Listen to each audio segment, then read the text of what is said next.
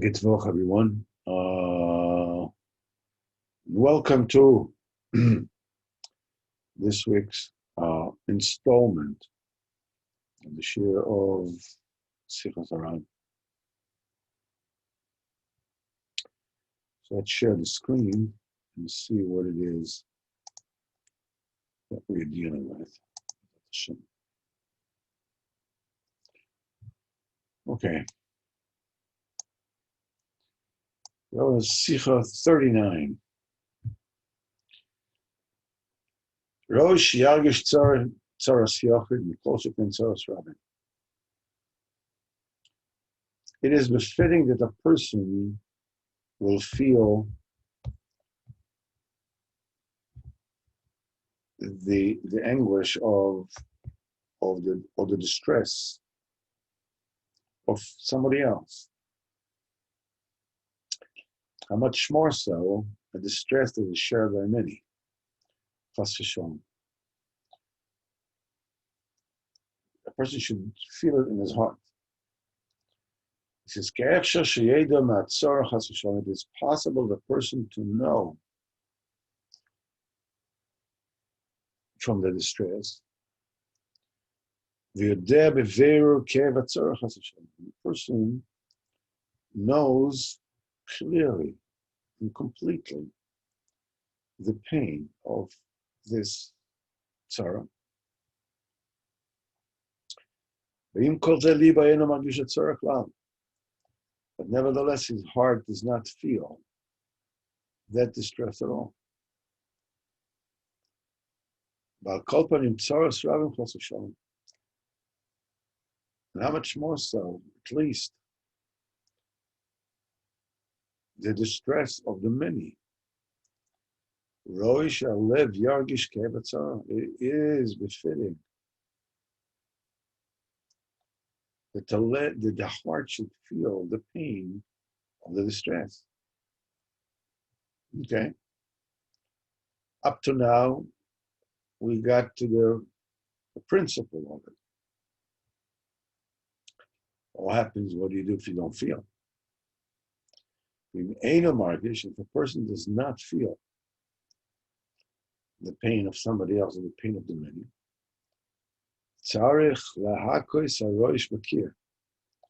you have to bang your head against the wall. Now, what does that mean? I know.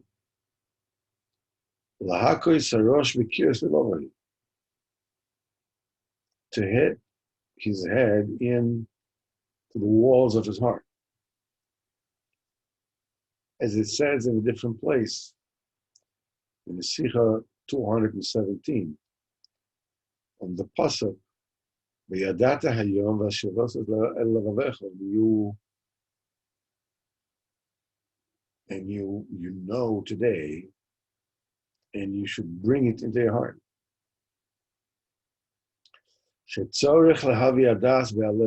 What you need to do is you need to connect the knowledge into the heart. Have an ativ, understand well. And afterwards I heard, it says, with the Rebbe's name, so this is that which is said by Yasef Hiskiyahu, Panav Alakir. When Yeshayahu came to Hiskiyahu and told him he was sick, and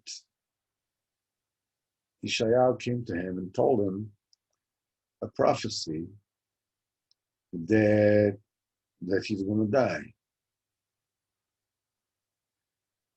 And the reason for it is because he wouldn't marry and have children. Now, Chizkiyahu was a great tzaddik. And the reason why he wouldn't do that is because he had Ruach HaKodesh. And he knew that his son will be Manasseh, who was a murderer,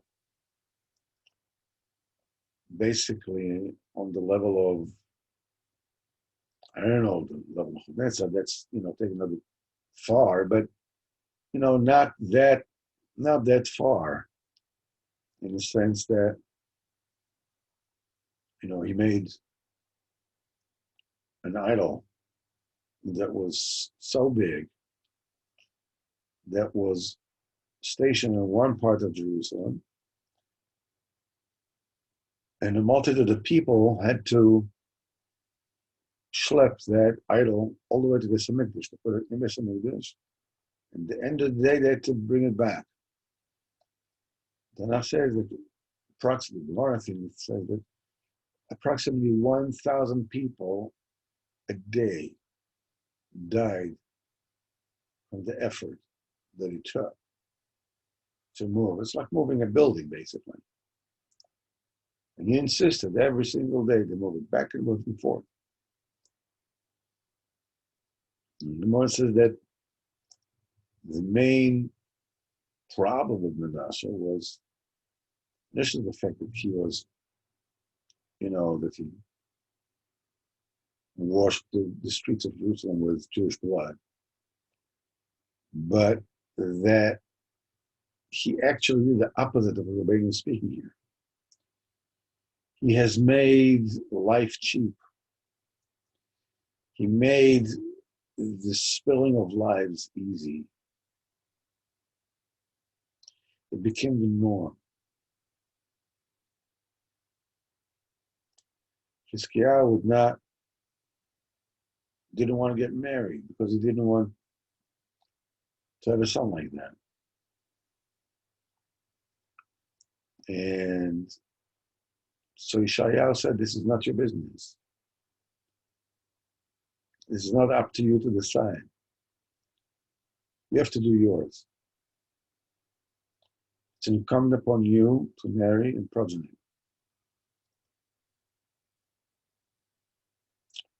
And so Hiskiah told him, then give me your daughter for a wife. Maybe your schools and my schools, will change the inevitability of me having, a son which is such a Russian. So Yeshayahu said it's too late. So Hiskiah told him, Ben Amoitz, by the way, they were cousins, I think. It says Ben Amoitz, the son of Yeshayahu ben Amoitz. From Ben Amoitz, says, finish your prophecy and get out of here. Because that's Mikublani Beis Abba. I have a Kabbalah from my father's home, it's from David HaMelech, that there's no Yerush, there's no despair.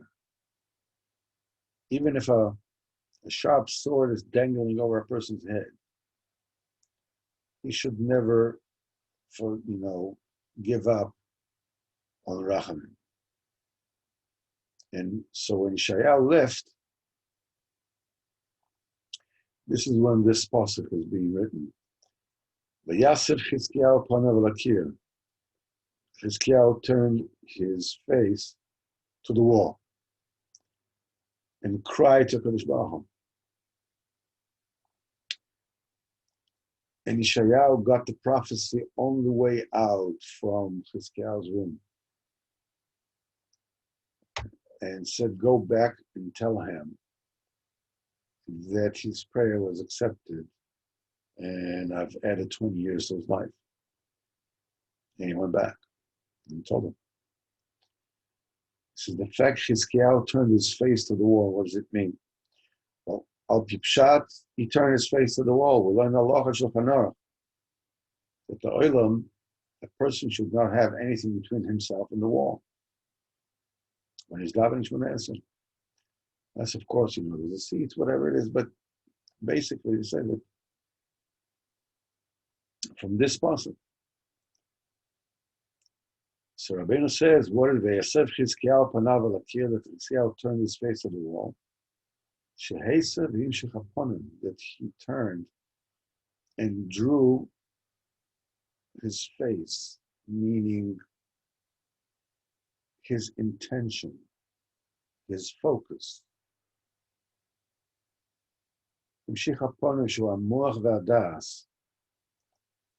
That his awareness, his cognition, al-kiras liboy, he brought it to the walls of his heart. Kaniskala, as I said before, ki ikar upon him, because the main upon him, yachachmu, v'adas shu or upon him, the das that's the light of the pun. What Hashem will meet that in the next story, Lakutalan Torah Chafalov, a few other places, that or upon him is the Ora Chochmah.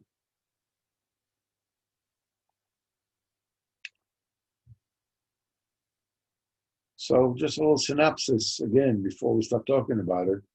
It is befitting a person should feel the anguish, the distress of a single person, and how much more so he should be able to feel in his heart the distress of the many. Because eventually it's possible that you will know from the Tsar, and you know clearly the pain of the distress, but your heart feels absolutely nothing. So, if it's the distress of the many, it is between child should feel it. He said, if you don't feel it, you should beat your head against the wall, meaning beat your chokhmah and das against the walls of your heart and sensitize your heart.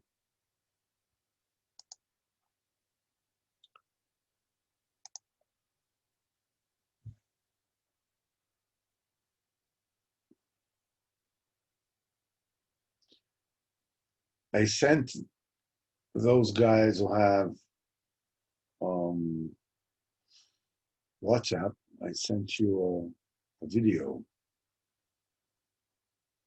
of a song that Aaron Azel wrote to a story of Shlomo Kalabach. And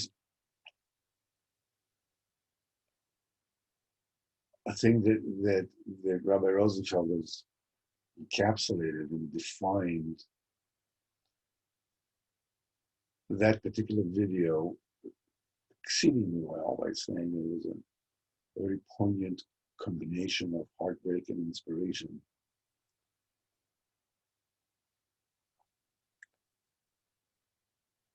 In fact, I would even venture to say that it is the heartbreak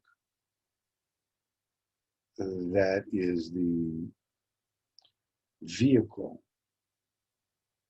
that brought in the inspiration.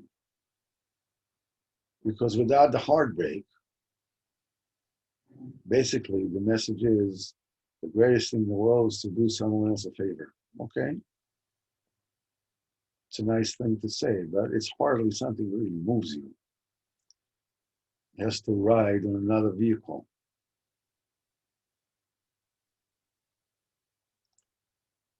That vehicle is the heartbreak of that particular story.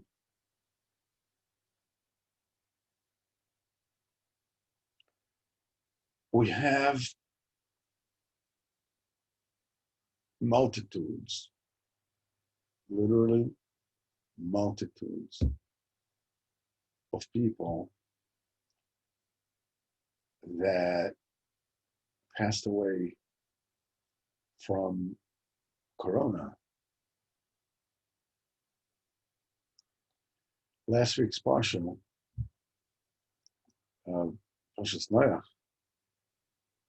Rashi says very flat out, any place where there's immorality, he says, chaos come to the world, and it's killing the good and the bad. We live in a world where immorality not only exists, but it became the nom de jour. That's the bon ton. This is this is what it calls to be enlightened. That you support total lawlessness when it comes to kedusha and yonah.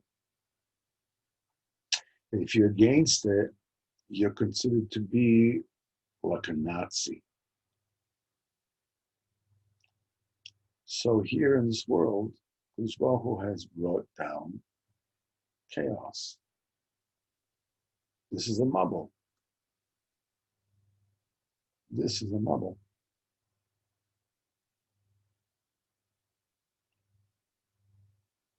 So many people were taken when it first came out, were into the hospital, where the hospitals could not handle them.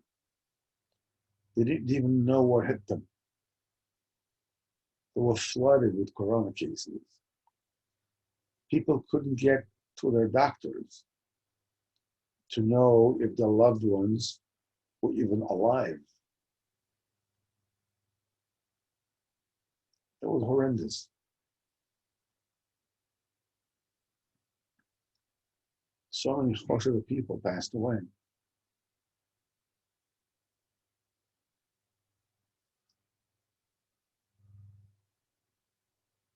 How easy it is to feel that yeah, you understand what the pain is, you understand what the problem is, but how much do I feel it? How much do I feel it? I'm embarrassed to say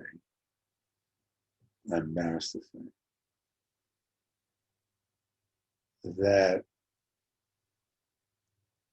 mostly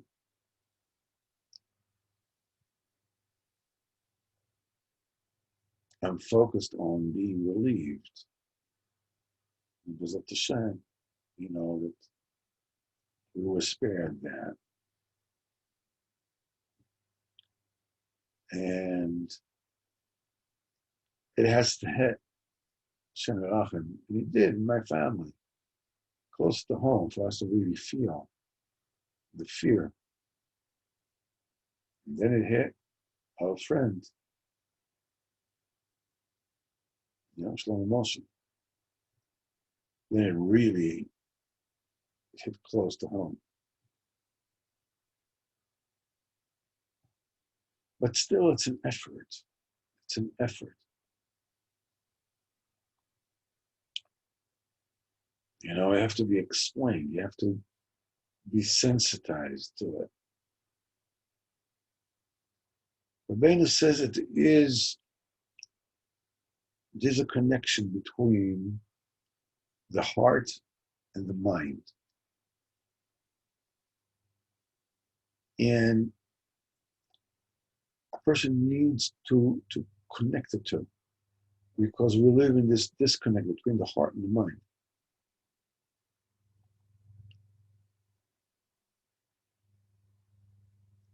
There's a story about the Baba Sali. I don't know what's the source of that story.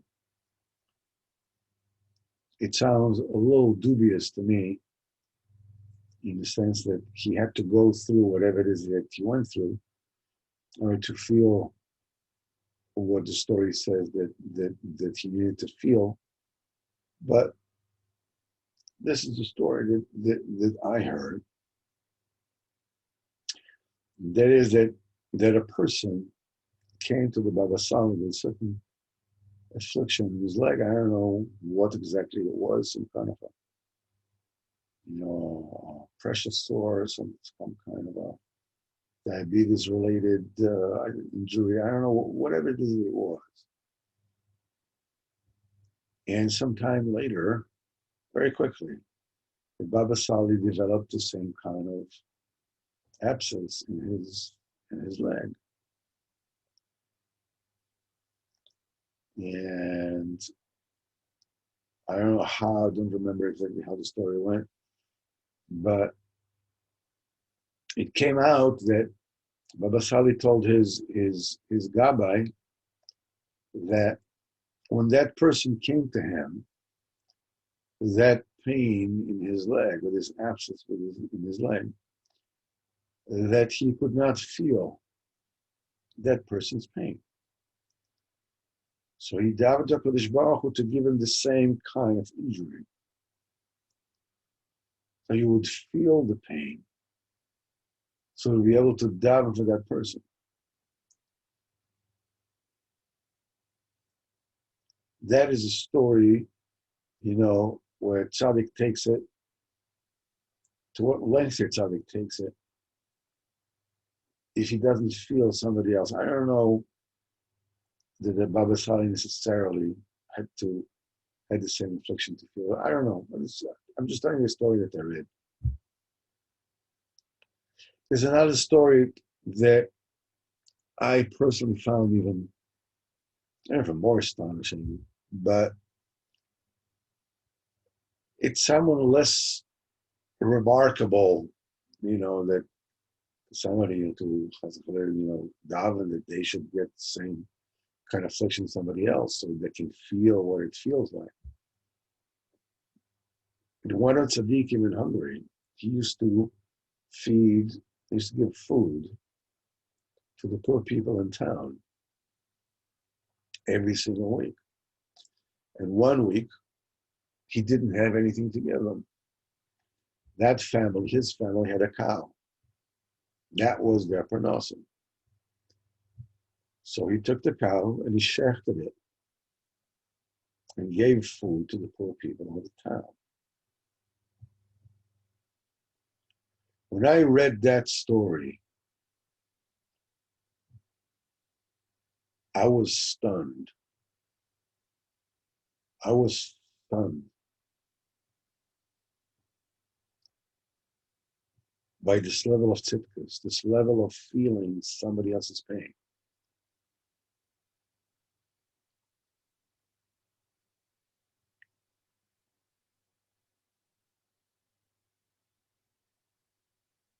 It's an avodah. It's an avodah. We all know that it's an avodah to guard your eyes. We all know it's an avodah to guard your thoughts. We all know it's an avodah to learn Torah. We all know it's an avodah to daven. It's an avodah to give tzedakah and everything else. Rabbeinu is telling us there's another avodah. The avodah of bringing that which you know in your mind about somebody else's anguish. You should be feeling it in your heart. You should feel it in your heart.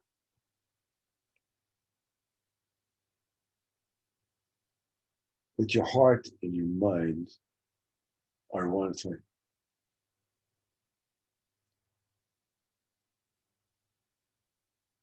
Sometimes it's even difficult to feel the pain of our own family members.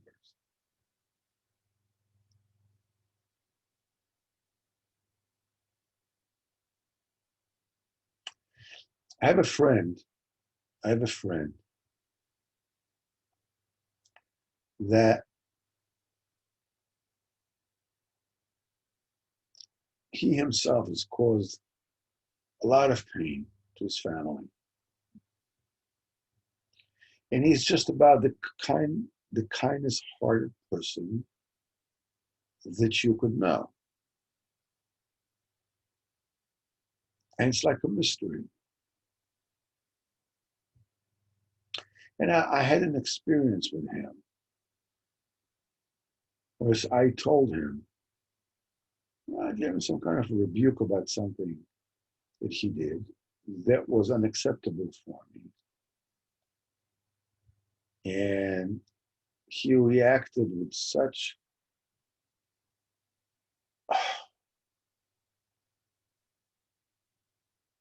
ferocity and aggression and blame. And So I told him, I hear from your voice that my rebuke has sucker punched you and caused you a great deal of pain. And I'm sorry.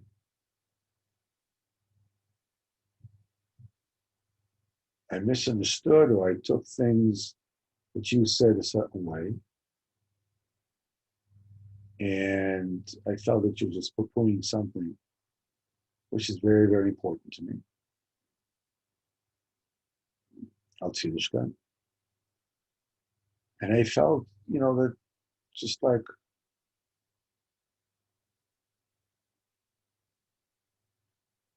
so I apologize. This had an unbelievable result in him. He basically came back and he said, it's the first time that I realized you try to hint me. He says, I must have hurt you for years. And you were hinting at it, and I never understood because I never meant to hurt you. It's the first time that I understand that the fact that I didn't mean to hurt doesn't mean that it wasn't painful. He says, I'm just not sensitive to other people's pain. So I don't think this is true. I think you're very sensitive. I just think that you're oblivious.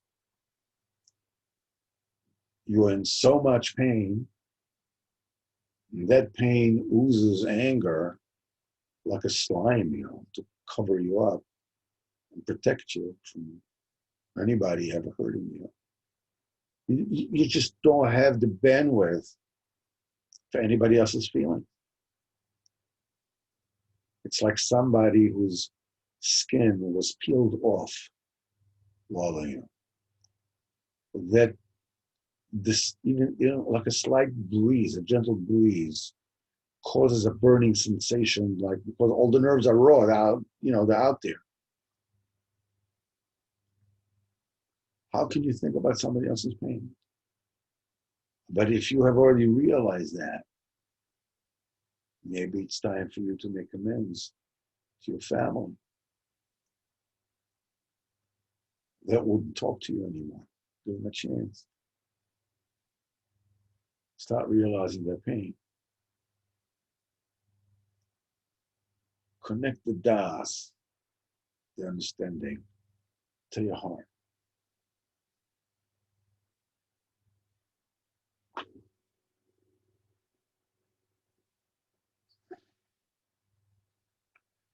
It's called a lev basar. It's called heart of flesh. Somehow we're built upside down. From the Rabbeinu's Sicha, it seems that Rabbeinu says that the trouble of the many should be felt more readily, like at least the distress of the many. Though somehow we're built, we're sort of like we're wired upside down. You can more easily understand the pain of an individual than the pain of the multitude.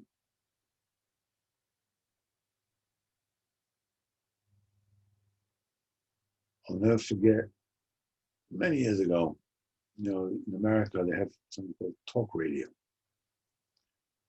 So there was a guy that he brought somebody from South America that was subject, to torture. And I think it was in Chile with Pinochet. I'm not exactly sure what. And they had a whole program about, against torture. The torture in and on itself is something should never be ever used. And actually called up. And I said,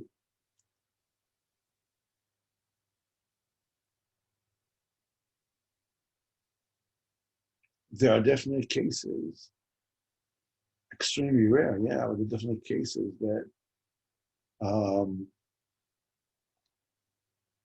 it's justified. If you have a terrorist, okay, that has planted a nuclear device in the middle of Manhattan, okay,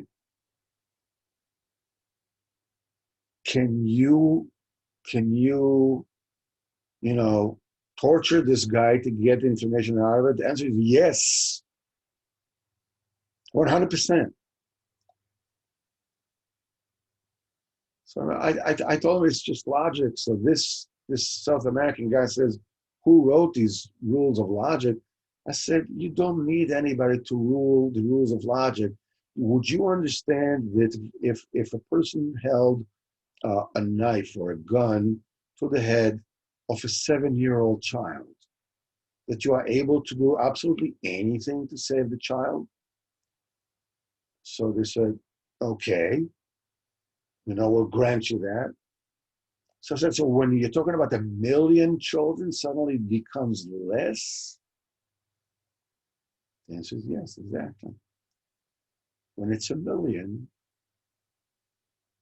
it's abstract. It's not real. One child, oh, this you can understand. Mary says the opposite.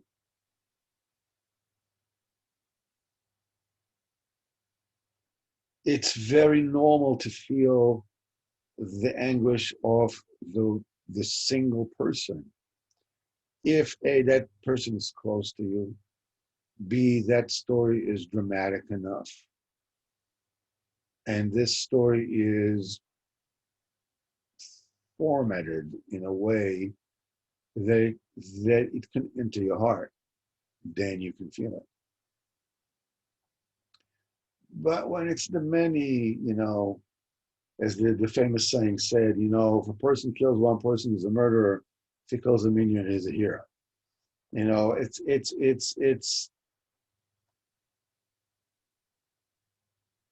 the feeling, even the feeling of a single person is a great, great thing. The first thing that, but nevertheless, when the heart is the way it's supposed to be, when it's connected to the mind, then you'll feel the problem of the many and the problem of the single person in the same way. In a way, the problem of the many becomes depersonalized. So, okay, so it's a general problem. Everybody dies,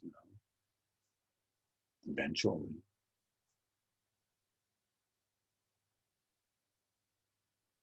I would venture to say that we all need to daven for people who are suffering for illness. What I will do, is I will send Rabbi Statman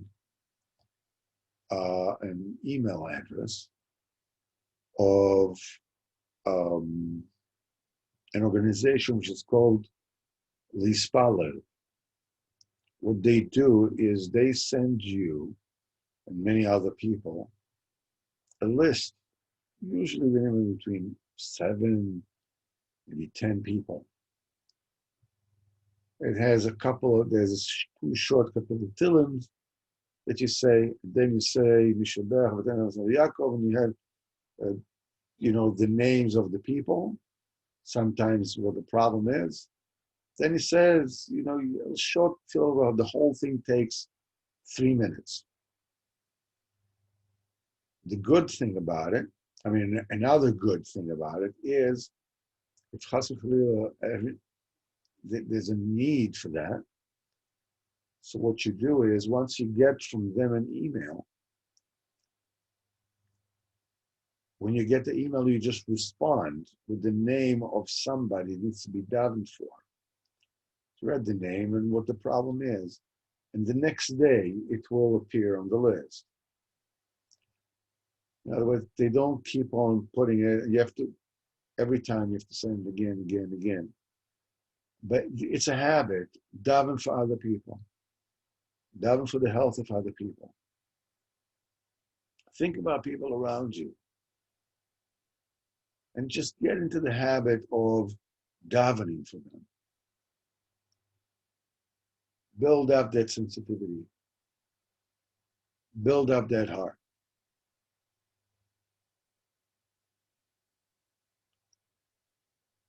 I don't think there's anything, almost anything, that will put more bracha and atzlacha into our lives than doing this on a daily basis. Nishamayim, the ears, the heavenly ears are going to open to you much more whenever it is you ask for anything, especially when you need health issues.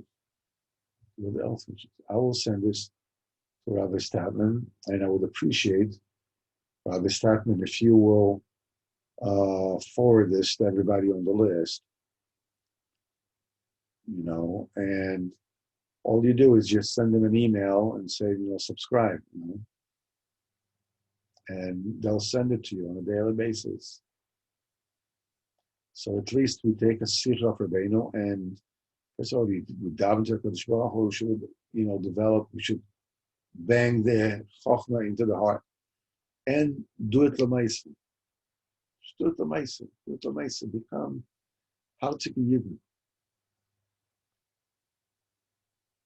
I'm telling you this because I personally need this more than almost anything. When people are in pain, it's very difficult for them to feel the pain of another. They have no bandwidth to feel somebody else's pain. So be very very dramatic. So this was the Sikha for tonight.